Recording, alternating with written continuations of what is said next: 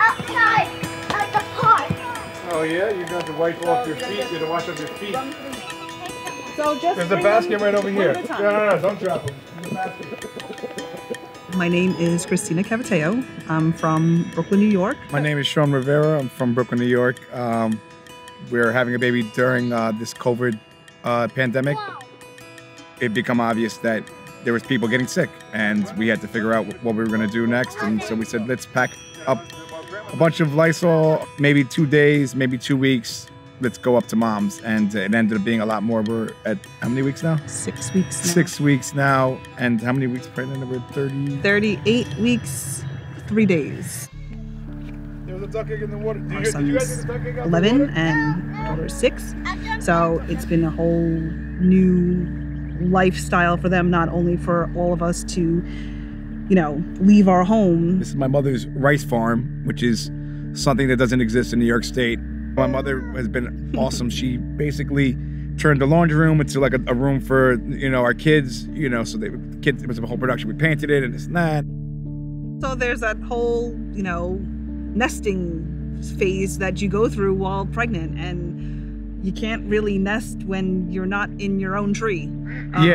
So it kind of makes it a little bit harder, when you're out of your own element. Had no idea how long we were going to be up here.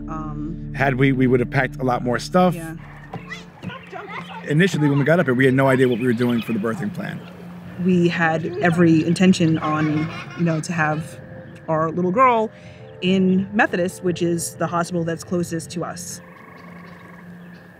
The hospital that we would have gone to was in the news a lot because they were one of the primary hospitals that had stopped allowing spouses to come into the birthing rooms. And, it's my third kid, but still, I want some sort of support. It's kind of just a scary thought to imagine, going through something like that and not having, the person who's been with you throughout everything to be with you to support you. Plus all the COVID cases that were popping up in our area, in the hospital, it kind of made it an easy decision. So we started with our search to find our midwife.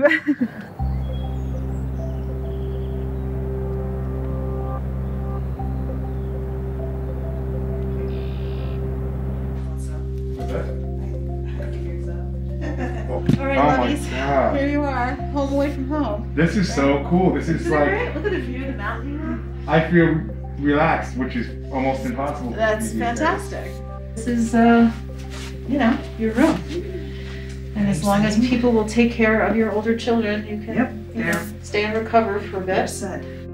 So the first time we met Birdie was through a Zoom video.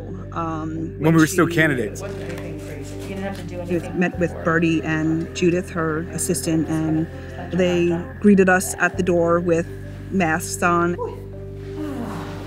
Hi, sweetheart. It's Aunt Birdie again. How you doing? Okay. She spoke To the baby. to the baby was directly, which it was just just introducing herself to the baby, and just it was kind of a sweet moment where she was letting the baby get her vibes. She is lanky. There's this limbs everywhere. she's taking over the apartment. Yeah, pretty much. I've been a midwife for 22 years and been going to births for 26 years. COVID-19 has changed everyone's practice. One thing that's been really clear is that people have been kind of making up everything as they go along. And that because it's a new virus, things started to really become much more tense around birth in the hospital environment. So what happened was the hospitals started to say that people couldn't have any support. Basically, everything hit the fan, and people started to freak out. And they started to reach out to home birth midwives. All right, listen. I want you to look at your tummy and keep your arms at your sides. Okay? That's all you got to do. That's the memo. We did receive a lot of phone calls from people who were due imminently And we had to turn them away because we didn't have time to get authorization from their insurance companies to get their births covered. At some point, my partner, Susan, started referring to the people who were coming late as jumpers, because it's like they were jumping ship from the hospital. And it's a term of endearment for us. I always say, give me 8 minutes and I'm in love. I can be your midwife. I don't have to know you ahead of time. I would be great in a hurricane or a refugee camp. I'm fine. I can be anybody's midwife. But, you know, it's always better if you have time to build a relationship. We can only take 6 to 8 families a month. We were all already full and booked with people that we had been providing care for. Accepting people late to care who were not familiar with home birth and had very different expectations about what their labor course might look like, about the availability of anesthesia, for instance. We had to interview people and talk to them about their motivations. What was their preparedness for having a baby with midwives and without access to pain medication, which has been a challenge for some of our jumpers who had babies before and really couldn't imagine laboring without some pain medication.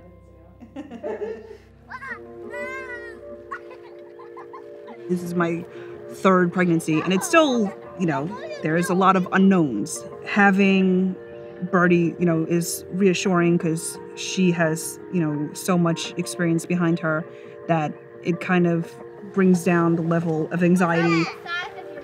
Bringing a baby into the world is, you know, it's one of the most exhilarating, exciting things you could do. We're super excited, a little nervous, you know, and it's also, there's that unknown of, you know, when is it going to happen? How is it going to happen?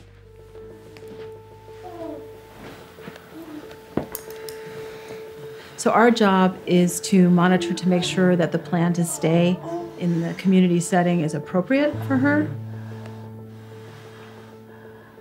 So we do that by monitoring her vital signs and the baby, and by making sure that the labor is progressing as expected with minimal interference.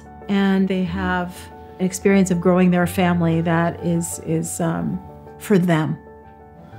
I'm thinking that you're really making one of those babies who's kind of in a fancy position. So I'm talking about doing something like really being able to do an assessment of where she is. And maybe helping direct you through a couple of pushes until you really can get past that spot where it's scary or difficult. Oh. Oh.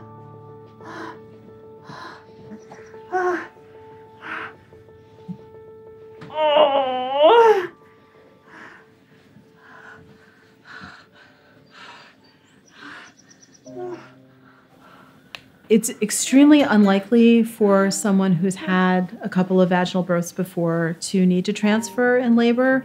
We have to be prepared to handle the most common emergencies here and then to figure out if people are stable and if there's a need to transfer. But if we had to go, we would do the same thing that we always do. We would call ahead, we would say why we're coming in, we would send the records on ahead so that they have them before we get there. We would get in our cars and we would go. Come on now.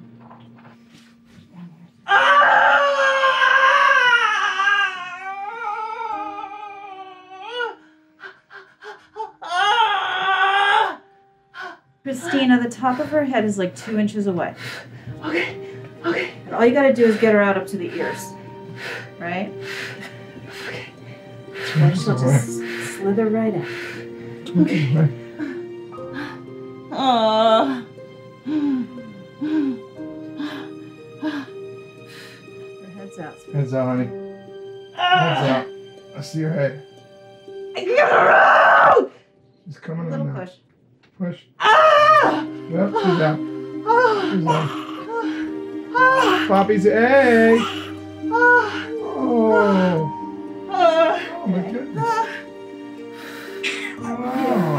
Hey. Hey, look at you, little lion cub. Look at you.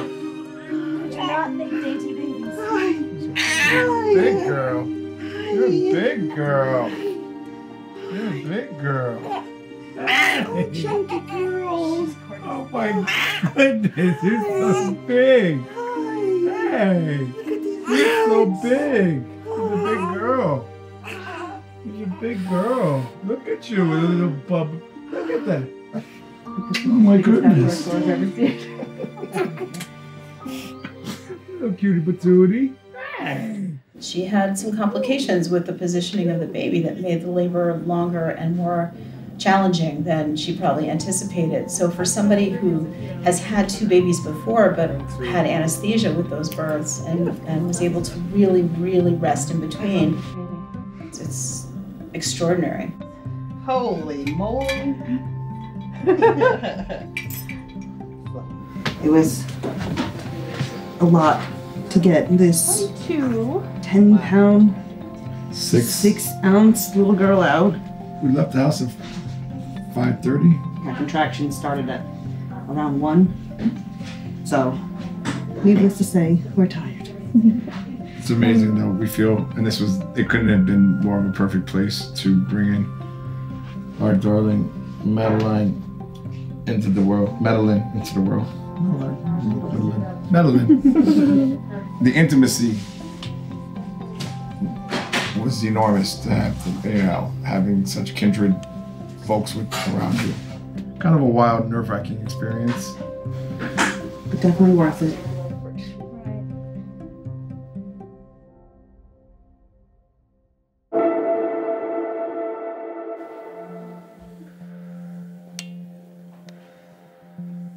Midwives have really a proven track record of providing excellent care for healthy people and sometimes for people who have health problems. A lot of the midwives who work in the hospital system work with people who have significant health problems. So the myth that we only take care of people who are, sick and have uncomplicated pregnancies is really a myth, because we work as teams and as teammates. So instead of in the situation here where we have to, have collaborative relationships with other kinds of healthcare providers, in other countries where they have better outcomes, the midwifery is integrated into the system. In this country, midwives are used as physician extenders. They're not seen in general as independent practitioners like they are in many other places in the world. So when you look to a lot of places that utilize midwifery services as an integral part of the healthcare system, you see better outcomes. This is something that a lot of people don't understand about home birth, is that we do all the prenatal care, we take care of people during labor, and then we do all the postpartum care. And in New York State, licensed midwives also have in our scope of practice newborn care. So what we do is really very comprehensive. They're a little stiff, but she's nursing and her color is perfect, so she's gonna just... There's a certain mentality about choosing to have your baby in your own home. About 1% of the population makes this choice, so it's very rare in the broader population, and it's an act of confidence that is not really accessible to everybody.